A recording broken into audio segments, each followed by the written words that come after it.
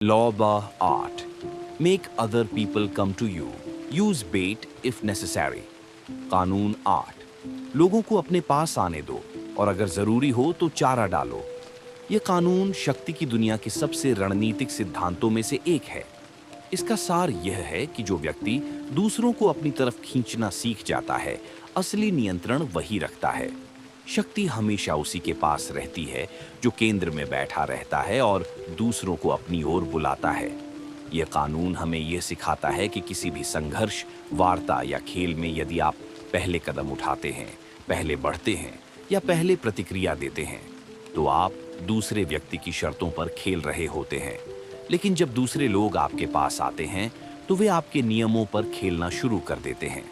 इस कानून को समझने के लिए पुस्तक में 2 बड़े ऐतिहासिक उदाहरण दिए गए हैं.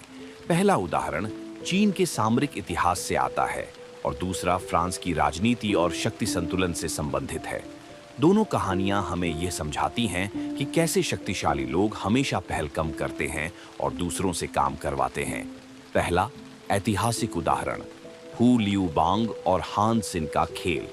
चीन के हान राजवंश में लियू बांग और उसके सेनापति हान सिन की कहानी इस कानून का सबसे अच्छा उदाहरण है. जब लियू बांग का सामना शियोंग यू से हो रहा था, जो कि अत्यंत शक्तिशाली प्रतिद्वंद्वी था, उसकी सेना लगातार शक्ल बदलती परिस्थितियों के बीच खड़ी थी. उस समय हान सिन ने लियू बांग को एक ऐसी रणनीति अपनाने को कहा जिसने युद्ध की दिशा बदल दी.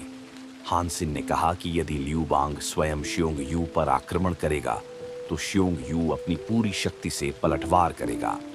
उसके पास गति भी है, उत्साह भी और युद्ध कौशल भी. लेकिन अगर हम पीछे बैठ जाएं और शियोंग यू को हमारे इलाके में आने दें, तो उसे लंबी दूरी तय करनी पड़ेगी. उसकी सेना थकेगी, उसके सैनिकों की ऊर्जा घटेगी और वह अपने क्षेत्र से दूर होने के कारण असुरक्षित महसूस करेगा. इस स्थिति में हम उस पर हमला करेंगे और उसे आसानी से पराजित कर सकेंगे. हान सिन की यह रणनीति असल में कानून 8 का सार थी. दुश्मन को अपनी ओर आने दो, उसे थका दो, उसे अपनी जमीन पर बुलाओ जहां तुम नियंत्रक हो. जब शियोंग यू आगे बढ़ा, उसकी सेना का संतुलन कमजोर पड़ गया और लियू बांग की सेना ने उसे अंतिम रूप से पराजित कर दिया. यही वह समय था जब चीन के हान राजवंश की स्थापना हुई. यह कहानी स्पष्ट रूप से बताती है कि शक्ति उन्हीं के पास रहती है जो दूसरों को अपनी ओर आने के लिए मजबूर कर देते हैं. जो व्यक्ति पहल करता है, उसके थकने की संभावना अधिक होती है. जो इंतजार करता है, वही अवसरों का उपयोग करता है. दूसरा उदाहरण मज़ाराइन की राजनीतिक रणनीति. फ्रांस के कार्डिनल मज़ारिन 17वीं शताब्दी के सबसे चतुर राजनीतिक दिमागों में शुमार थे. उनके समय में फ्रांस के अंदर फ्रोंड नामक एक विद्रोह उठ खड़ा हुआ था. कई धनी परिवार, शक्तिशाली लोग और कुलीन वर्ग के सदस्य राजा और मज़ारिन के खिलाफ एकजुट हो गए थे. यह विद्रोह राज्य के लिए गंभीर खतरा बन चुका था. मज़ारिन ने अपने विरोधियों को सीधे टक्कर देने का निर्णय नहीं लिया. उन्होंने युद्ध या बहस नहीं शुरू की.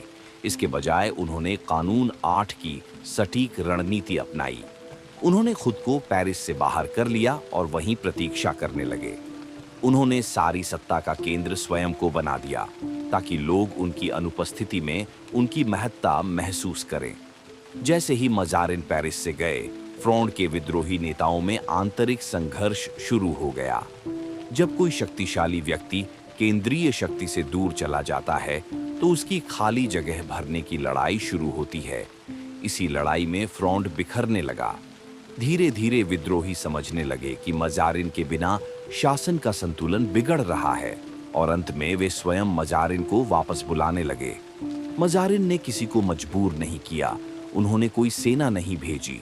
उन्होंने कोई भाषण नहीं दिया, केवल प्रतीक्षा की. और अंत में उनके दुश्मन स्वयं उनके पास आए और उनसे सत्ता संभालने की विनती की. यह कानून 8 का असली स्वरूप है. अगर आप खुद किसी के पीछे दौड़ेंगे, आप कमजोर दिखेंगे. अगर दूसरे आपको बुलाएंगे, आप शक्तिशाली दिखेंगे. इस कानून का गहरा अर्थ, इस कानून की सबसे बड़ी सच्चाई यह है कि जो व्यक्ति प्रतिक्रियात्मक होता है, वह शक्ति खो देता है. जो व्यक्ति दूसरों से प्रतिक्रिया करवाता है, वही शक्ति प्राप्त करता है. हर क्षेत्र में चाहे राजनीति हो, व्यापार हो, रिश्ते हों या सामाजिक स्थिति, यह नियम लागू होता है। जब आप पहल करते हैं, आप अपनी स्थिति का खुलासा कर देते हैं, आप अपने इरादे सामने रख देते हैं, आप अपने आप को असुरक्षित रखते हैं।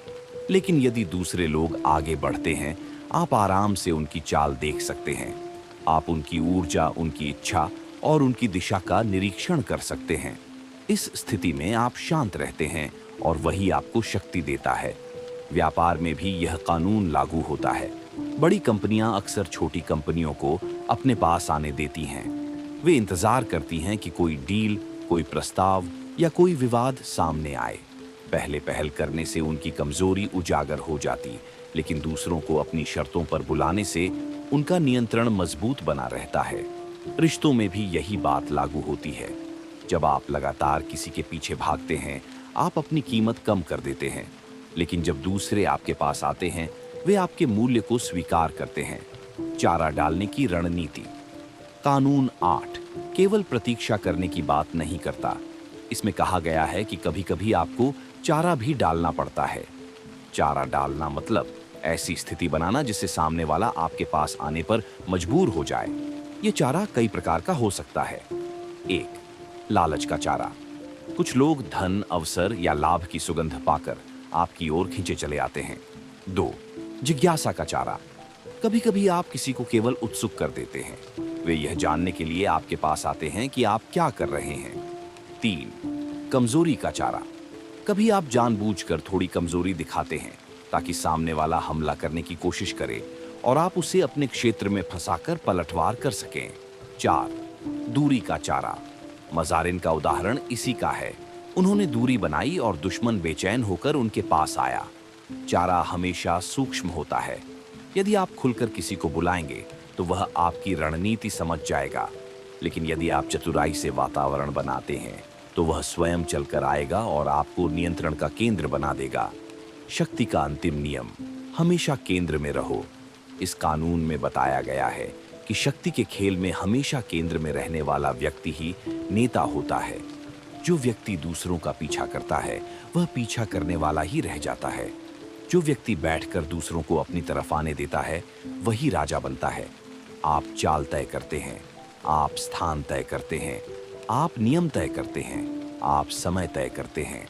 जब दूसरा व्यक्ति आपकी जगह पर आता है, वह मानसिक रूप से स्वीकार करता है कि इस खेल में आप प्रमुख हैं।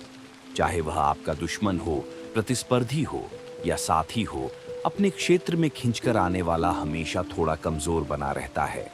रिवर्सल, जहां इस कानून का उलटा लागू हो सकता है। कानून 8 का उलटा केवल तब लागू होता है जब आपकी स्थिति अत्यंत कमजोर हो। यदि आप इतने कमजोर हैं कि दूसरे आपको महत्व ही नहीं देते, तो आपको पहल करनी पड़ सकती है। लेकिन तभी जब आपके पास पहल का कोई लाभ हो और आप सामने वाले को चौंका सकें। उदाहरण के लिए, यदि आप शुरुआत कर रहे हैं तो किसी शक्तिशाली व्यक्ति तक पहुंचने के लिए आपको 1-2 कदम खुद उठाने पड़ सकते हैं। लेकिन जैसे ही आप थोड़ा भी मजबूत होते हैं, आपको यह कानून अपनाना होगा। आपको अपने इर्द गिर्द एक शक्तिवृत्त बनाना चाहिए जिसकी ओर लोग स्वयं चलकर आएं। कानून 8 का उलटा केवल मजबूरी में आता है, रणनीति के रूप में नहीं।